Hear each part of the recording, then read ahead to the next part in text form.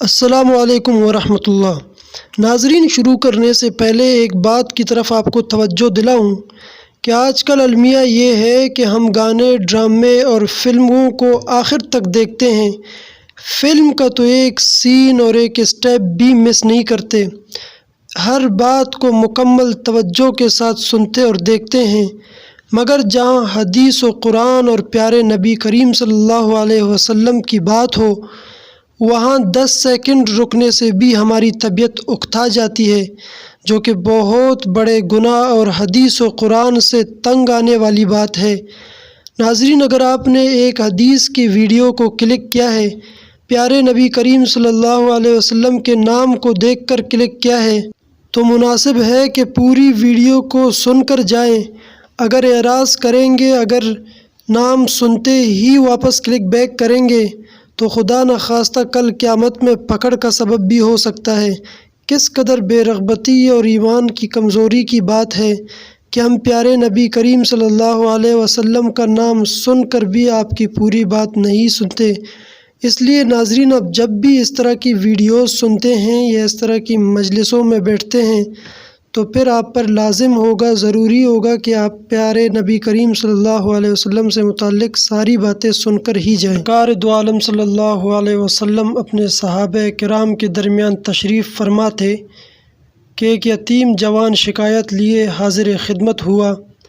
کہنے لگا، یا رسول اللہ صلی اللہ علیہ وسلم، میں اپنی کھجوروں کے باغ کے ارد گرد دیوار تعمیر کر رہا تھا کہ میرے ہمسائے کی کھجور کا ایک درخت دیوار کے درمیان میں آ گیا۔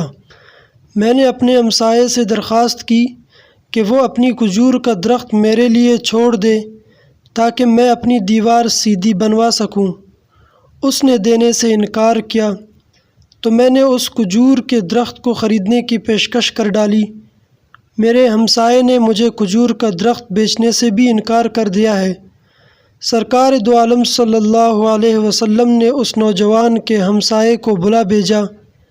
ہمسایہ حاضر خدمت ہوا تو آپ صلی اللہ علیہ وسلم نے اس نوجوان کی شکایت سنائی، جسے اس نے تسلیم کیا کہ واقعتاً ایسا ہی ہوا ہے۔ آپ صلی اللہ علیہ وسلم نے اسے فرمایا کہ تم اپنی کھجور کا درخت اس نوجوان کے لیے چھوڑ دو، یا اس درخت کو نوجوان کے ہاتھوں فروخت کر دو اور قیمت لے لو۔ اس آدمی نے دونوں حالتوں میں انکار کیا۔ آپ صلی اللہ علیہ وسلم نے اپنی بات کو ایک بار پھر دہرایا، کھجور کا درخت اس نوجوان کو فروخت کر کے پیسے بھی وصول کر لو اور تمہیں جنت میں بھی ایک عظیم الشان کھجور کا درخت ملے گا، جس کے سائے کی طوالت میں سوار 100 سال تک چلتا رہے گا۔ دنیا کے ایک درخت کے بدلے میں جنت میں ایک درخت کی پیشکش ایسی عظیم تھی، جس کو سن کر مجلس میں موجود سارے صحابہ کرام رضی اللہ عنہم دنگ رہ گئے۔ سب یہی سوچ رہے تھے کہ ایسا شخص جو جنت میں ایسے عظیم الشان درخت کا مالک ہو، کیسے جنت سے محروم ہو کر دوزخ میں جائے گا۔ مگر وائے قسمت کہ دنیاوی مال و متاع کی لالچ اور طمع آڑے آ گئی، اور اس شخص نے اپنا کھجور کا درخت بیچنے سے انکار کر دیا۔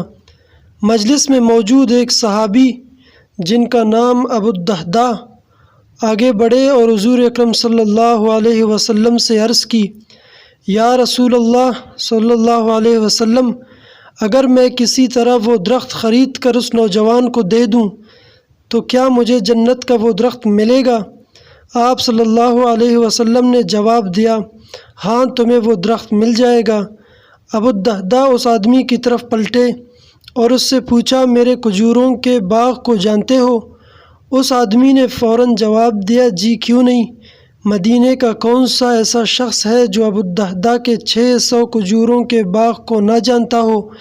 ایسا باغ جس کے اندر ہی ایک محل تعمیر کیا گیا ہے، باغ میں میٹھے پانی کا ایک کنواں، اور باغ کے ارد گرد تعمیر خوبصورت اور نمایاں دیوار دور سے ہی نظر آتی ہے۔ مدینہ کے سارے تاجر تیرے باغ کی اعلیٰ اقسام کی کھجوروں کو کھانے اور خریدنے کے انتظار میں رہتے ہیں۔ ابو الدہداء نے اس شخص کی بات کو مکمل ہونے پر کہا، تو پھر کیا تم اپنے اس کھجور کے ایک درخت کو میرے سارے باغ محل، کنویں اور اس خوبصورت دیوار کے بدلے میں فروخت کرتے ہو؟ اس شخص نے غیر یقینی سے سرکار دو عالم صلی اللہ علیہ وسلم کی طرف دیکھا کہ کیا عقل مانتی ہے کہ ایک کھجور کے بدلے میں اسے ابو الدہداء کے 600 کھجوروں کے باغ کا قبضہ بھی مل پائے گا کہ نہیں؟ معاملہ تو ہر لحاظ سے فائدہ مند نظر آ رہا تھا۔ حضور اقدس صلی اللہ علیہ وسلم اور مجلس میں موجود صحابہ کرام رضی اللہ عنہما نے گواہی دی اور معاملہ طے پا گیا۔ ابو الدہداء نے خوشی سے حضور اکرم صلی اللہ علیہ وسلم کو دیکھا اور سوال کیا، یا رسول اللہ صلی اللہ علیہ وسلم، جنت میں میرا ایک کھجور کا درخت پکا ہو گیا نا؟ آپ صلی اللہ علیہ وسلم نے فرمایا، اللہ رب العزت نے تو جنت میں ایک درخت، محض ایک درخت کے بدلے میں دینا تھا، تم نے تو اپنا پورا باغ ہی دے دیا۔ اللہ رب العزت جود و کرم میں بے مثال ہے، انہوں نے تجھے جنت میں کھجوروں کے اتنے باغات عطا کیے ہیں کثرت کے بنا پر، جن کے درختوں کی گنتی بھی نہیں کی جا سکتی۔ ابو الدہداء، میں تجھے پھل سے لدے ہوئے ان درختوں کی کس قدر تعریف بیان کروں۔ آپ صلی اللہ علیہ وسلم اپنی اس بات کو اس قدر دہراتے رہے کہ محفل میں موجود ہر شخص یہ حسرت کرنے لگا کہ اے کاش وہ بھی ابو الدہداء ہوتا۔